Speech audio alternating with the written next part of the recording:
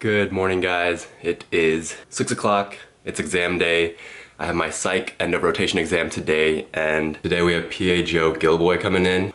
He actually gives like review prep courses, so he's coming in after we take our exam and giving us 2 days worth of lecture. So that's what we have planned. We haven't had lectures, in 4 months, so it's gonna be interesting to actually sit down and be a student again, a didactic student again. So yeah, I have my psych exam in 2 hours. Just gonna head to school, study, and then, yeah. What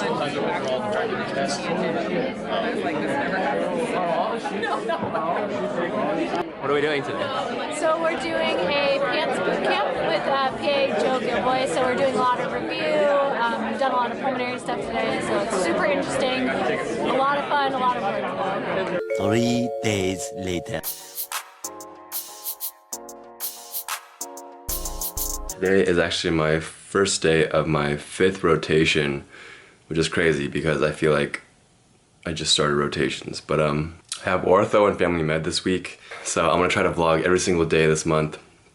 And yeah, I don't know how all these vlogs are gonna be broken down, but hopefully you guys enjoy.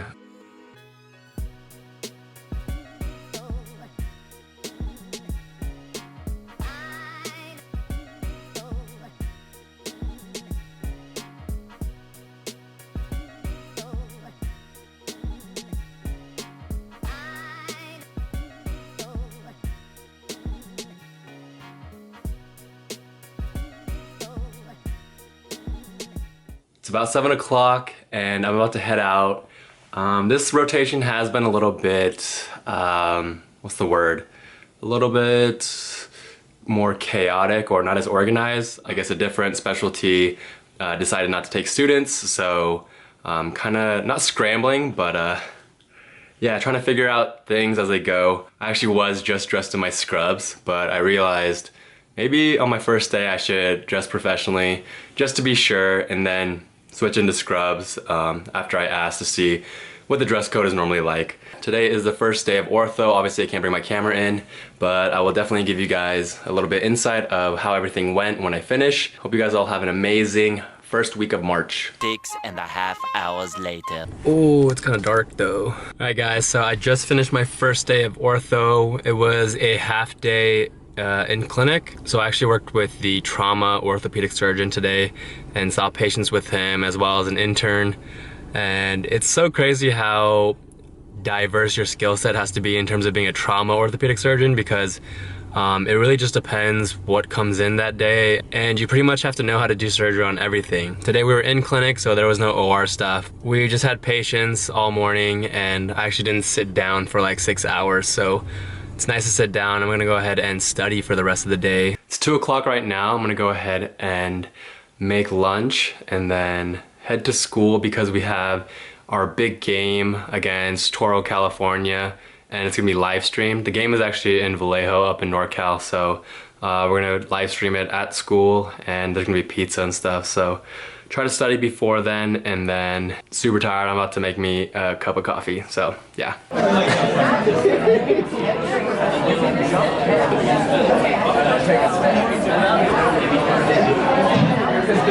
The next day. All right, just finished day 2 of orthopedic clinic. So far I've only been in the clinic portion, so it's been a lot of follow-ups, new consults, things like that. Worked with orthopedic surgeons as well as NPs, residents, interns. One thing I do want to talk about is how amazing the MA and the office manager is over at the clinic I'm at. She's been so helpful in really making sure that I am up to par with everything that's going on, and making sure that if there is an interesting case that she'll explain that to me and make sure that I get to see the patient. So I've been really thankful for the MAs. Most of the MAs have been all super helpful. They're all really willing to help me and even teach me some things that I don't know. Yeah, I just want to say treat your MAs, treat your office managers, treat your nurses the absolute best, because they literally run the show. Big shout out to Nicole at my clinic. She's been super helpful the 2 days I've been there, And yeah, I'm just really thankful to have her. I think I might even getting her a gift at the end of the month just because she's been super helpful for me. Day 4. Just finished ortho clinic again, and sorry I can't film in the actual clinic for you guys. I really wish I could. Yeah, maybe once I'm more comfortable down the road in different rotations, but right now it's really busy. I was with the spine doctor today, spine surgeon.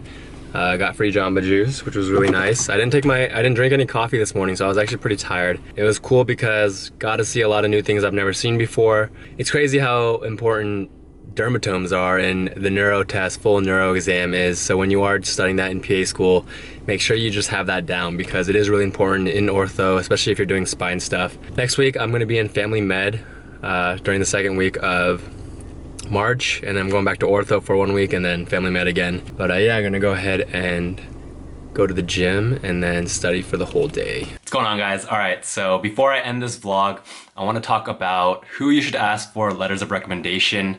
I know CASPA is opening, I think in less than 50 days for this upcoming cycle. First of all, in terms of letters of recommendations, you should definitely ask for a minimum of at least 3. And why I say that is because a majority of PA programs require at least 3 letters of recommendations. There are a lot that require 2. So you should have a minimum of 3 letters of recommendations. And I think the best people you should ask that will fit the criteria for most of the programs is 1 PA. A lot of schools do require a letter of recommendations from a PA. Some don't. I know that I had some classmates that actually got in with letters from just a physician, but at other programs it is required to have a letter of recommendation from a PA. So whether you shadow a PA or worked with them, someone that could obviously write you a strong letter, that's really important. If you can't get a PA, I think a physician or like an NP is the next best thing.